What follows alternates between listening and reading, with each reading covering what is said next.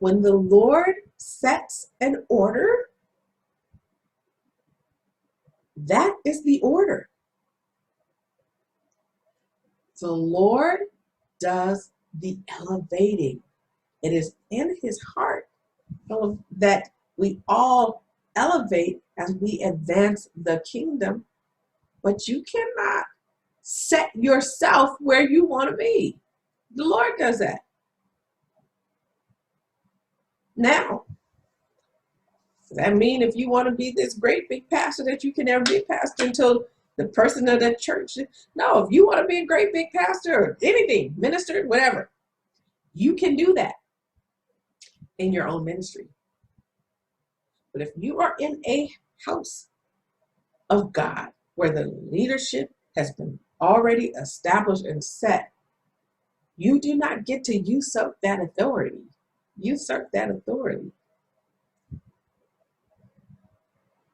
Elevation will happen in time, or elevation will happen based on the set structure of that house as is given to the man or woman of God who is at the top, the Moses of the house. As the Moses of the house hears from the Lord, you don't get to change that.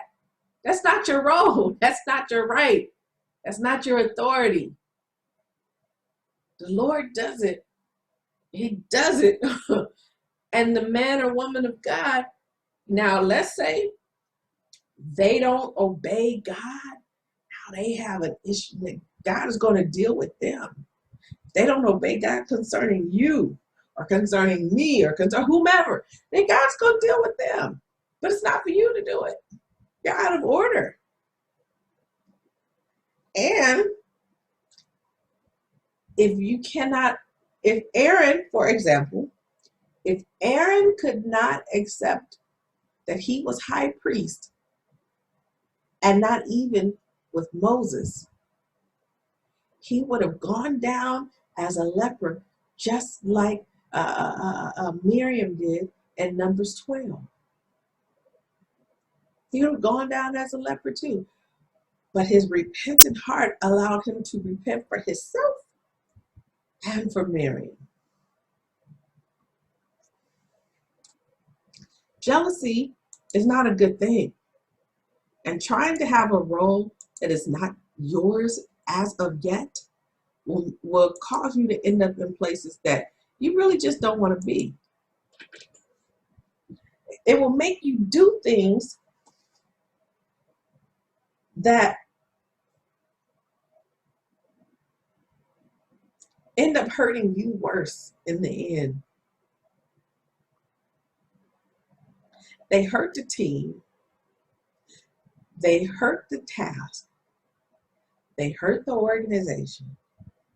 But they really hurt you. As you have seen, Lord have mercy. As you have seen in the Old Testament, the Lord was getting rid of people who were causing strife and division because of status. He did not let Miriam nor Aaron usurp his set man, nor Korah, Abram, Dathan, on, and 250 other leaders. And those are just two stories. I have more. And I'm going to share more. I'm sharing this because you have to know as a leader. Now remember, I'm talking to leaders. I'm talking to people who are working their way, I'm going to say up, because it may or may not be up. But you are in ministry. And you might have a status conflict with somebody who has a ministerial role that you want, or you may have a status conflict with the person whose church is bigger than yours, or you may have a status conflict because the ministry you're in, they won't let you be at the level that you think you're ready to be at.